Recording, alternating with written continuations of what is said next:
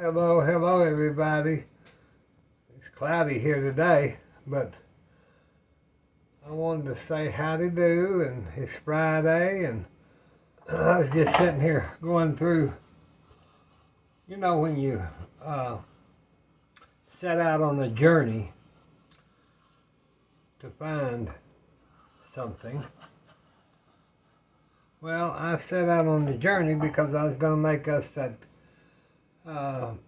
cranberry tort from the Great British Baking Show. Well, I couldn't find my tort pans nowhere. I've looked the house, the store, everywhere. I don't know, I guess I loaned them to somebody at one of the churches or something.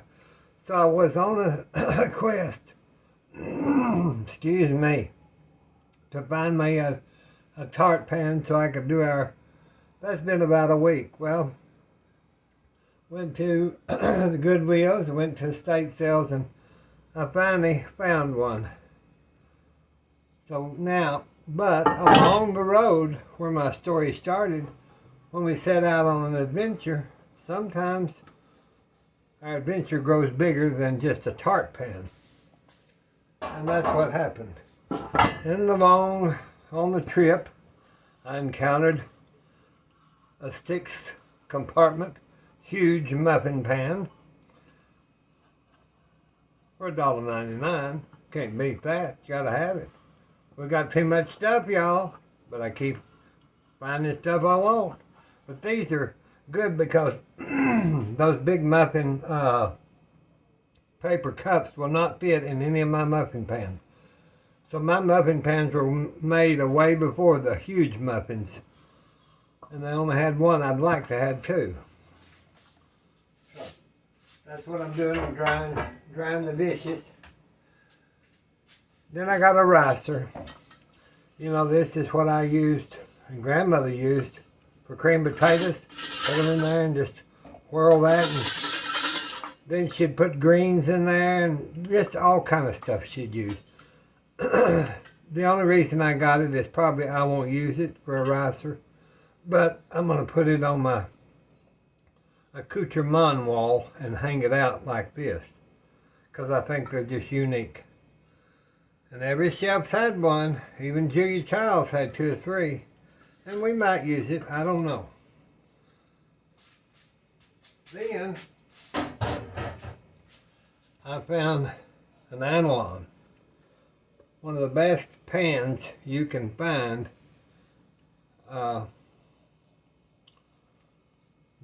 Kind of a bundt style. You can use it for jello or you can use it for cakes. But you can tell this one has been used, the grease, and that doesn't hurt it at all. And I know that it's been used with love from some famous chef probably. That's what we're going to say. But it's a good pan. See how the inside is a different color because the grease has hued the outside of it. But that is a heavy pan that'll be here many years after 6 generations probably. But I was glad to get that. It's ANOLON. But I wanted to show you all that stuff. Then we'll get down to business. Yeah, for those pans and stuff that I found, I partially used one of the gift money that Ben sent me, and then they were only like, all that was only like maybe $11. Lord, that one good bundt pan, if I had to go to a restaurant supply and get it, it'd probably be $85 wholesale. I'm not sure. I haven't bought nothing in so many years. I've got too much stuff left over from the restaurants or whatever. But today I decided they had corned beef and cabbage. Well, I had the cabbage, but they had corned beef. And I thought, Mother and I have not had corned beef, cabbage, and cornbread in a long time. So I think I'll do the corned beef. And I'm going to do it in the Instapot.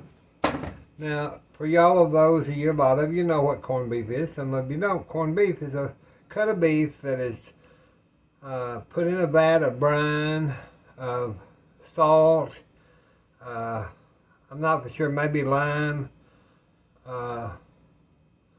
it's in a vat of, I know, salt for sure. And then I think it may be, it's just a brine, like a solution. Not a pickle solution, but similar. And that soaks in that, and it changes the molecules of this meat to where it's a lot thicker. But once you cook it for hours and hours, used to be, grandmother would cook it 5 or 6 hours overnight in tinfoil. And then the next day on Sunday it'd be just good and soft, and you had your cabbage and your potatoes and all that. But so today we're going to do it in the, I take it out of my package and then I rinse it. Even though that's got that salt brine on it, I rinse it because we don't need all that salt. And I even soak it sometimes in water, just so it will be less salty, you know. And so what I'll do then, let me get my, first of all, I haven't been, this last 2 or 3 episodes, I haven't used my Instapot because I was afraid my seal on that Instapot had gotten weak, and I didn't want it to do nothing, so I ordered me a new seal. I think I bought this one off Amazon, and I had it in the closet in case mine did wear out. Now I'm not so sure that this one is worn out, but we're going to replace it. For a few dollars, it's better than blowing the darn house up. So we got that done. Now then, what we're going to do is we're going to, I better get my little rack. You know, everybody, we got to use our rack. You don't have to. But I'm going to put my corned beef on that little rack for right now. Let me get my Instapot cheat sheet. And let's check to see. It's got to be on here. That says corned beef, 2 to 3 pounds, covered for 70 minutes on high with a natural release. So that says 70. I think I'll probably cook it for 90, but then I'll let it calm down because I've got to put my cabbage, my potatoes, my whatever in here, and then let that cook. So okay. So what we can do then, let's get some garlic, cloves of garlic. Let me set Mr. Corned Beef aside. Let me get some, I don't know if I want to do the garlic. I don't think I'm going to do the clove garlic. I've got minced garlic, and that's what I'll use.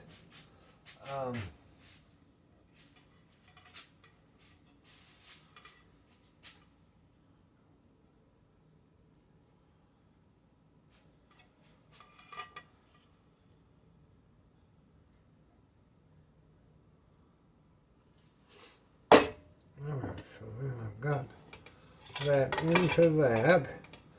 Now let me get us let me rinse my 4 cups there.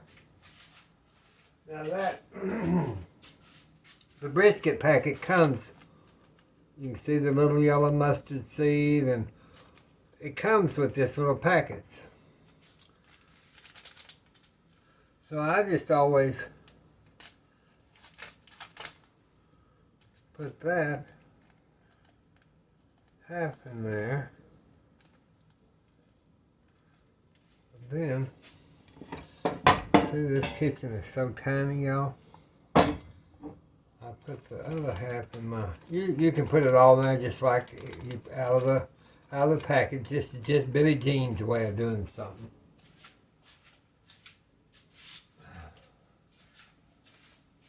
So I just grind that just a little better. Just a little better. Then I take my corned beef and I turn that out, rub that on it, just so it's kind of on the meat. You're not wasting it because you'll rinse this out, but that makes sure it gets on that corned beef. Put it back in there. I put my 4 cups of water, get it out of there. Okay. Then I'll go ahead and put that in there like that. And we've got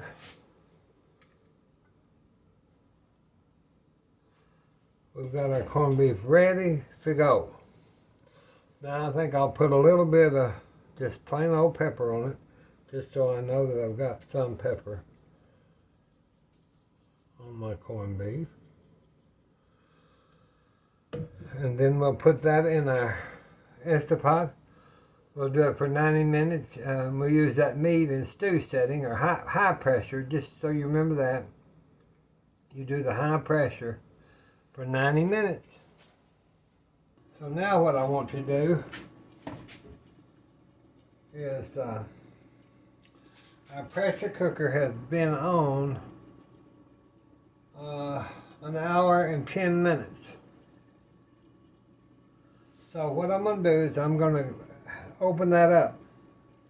While y'all are here, I'm going to go ahead and cut off my pressure cooker. We'll cancel it.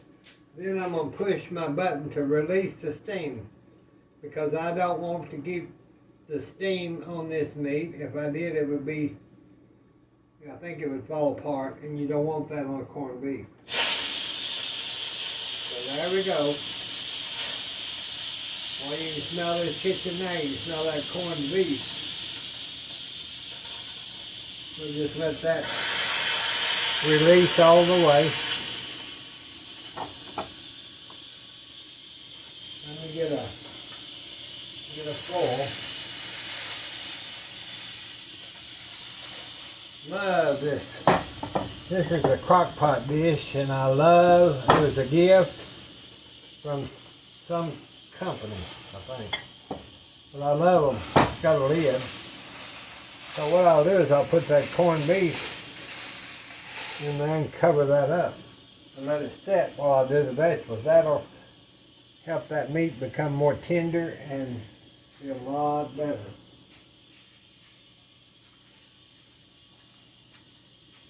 Let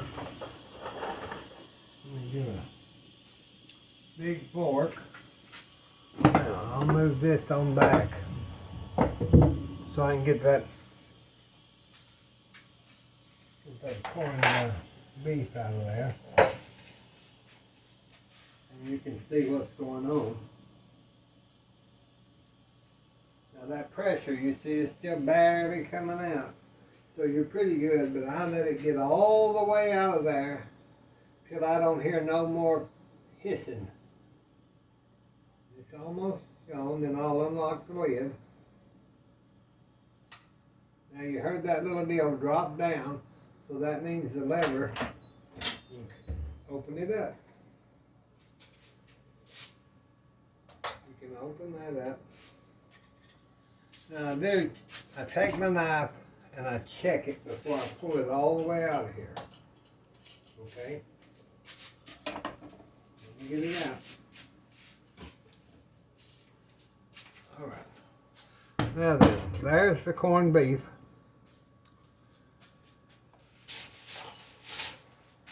There's the corned beef.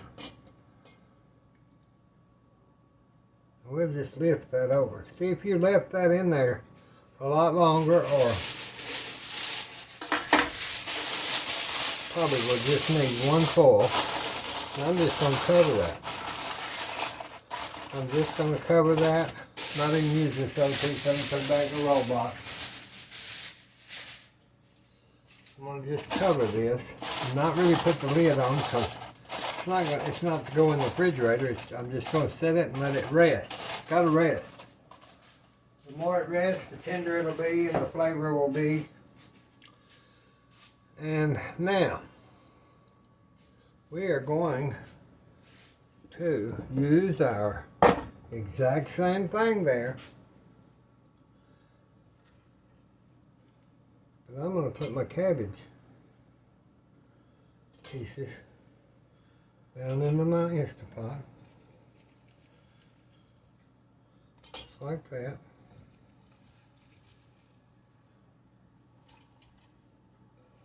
Okay.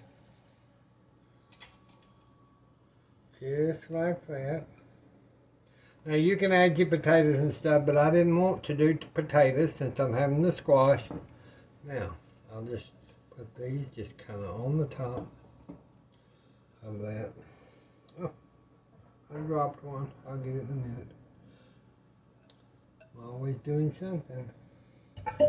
Okay, so now this here is ready.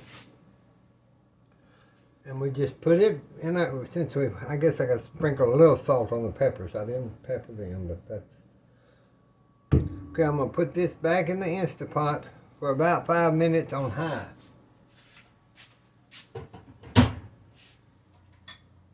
Put my lid back on. Lock it in. Turn it back on. Pressure cook. Let's go 5.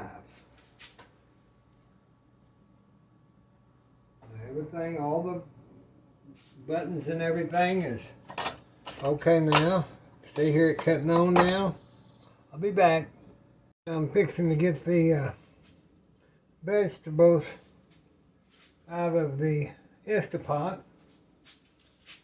Once again, let's see if they're done enough to my liking. Now that vegetables I think would have been done enough for most anyone else, but me, having to watch how to eat things, they weren't soft enough for me. As you know, I don't like wearing my you-know-what. So, I think that'd have been fine, but you'll just have to check that on your own. We're going to release our steam.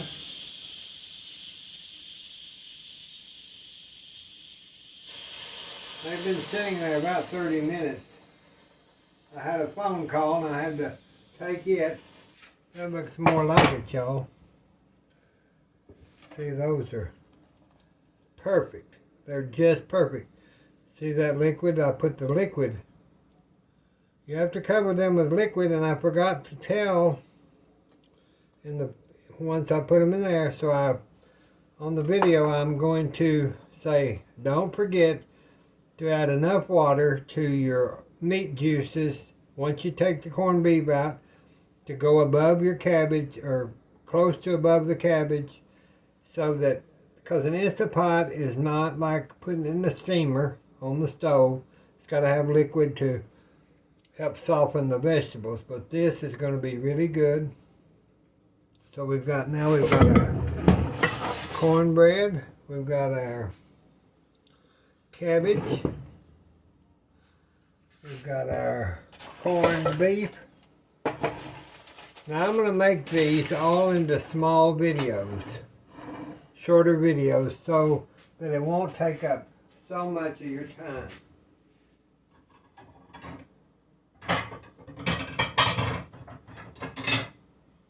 So let me get one of the Blue Danube plates and cut a little of this corned beef off for Mother.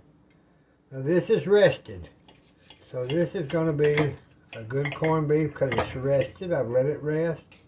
We'll put that on put that little piece there.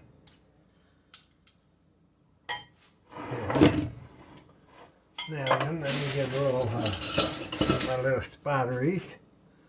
I'm going to get just a little cabbage, purple cabbage.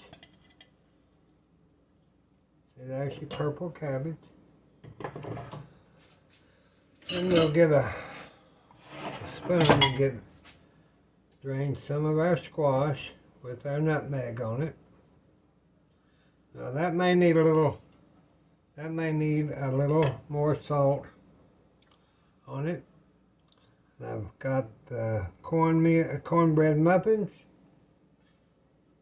and I'll probably give her just the back half. So that's what we're having: corned beef, cabbage, boiled squash, and cornbread muffins. Now that's, most people make the corned beef and cabbage for St. Patrick's Day. I love it all year long. I've ate it all my life all year long. I just haven't eaten it in a while. So that's what we're having. And I'm going to do the videos with the corned beef and the cabbage, and then I'll show you how to do the squash, and I'll show you how to do the cornbread. So they won't be so long. I sure hope y'all have a good weekend. We're just going to be here like we normally are. God bless you. God bless us. God bless the United States. And I do really wish y'all was here to eat with us, because this is going to be a rib sticking meal, as they say. Bye-bye.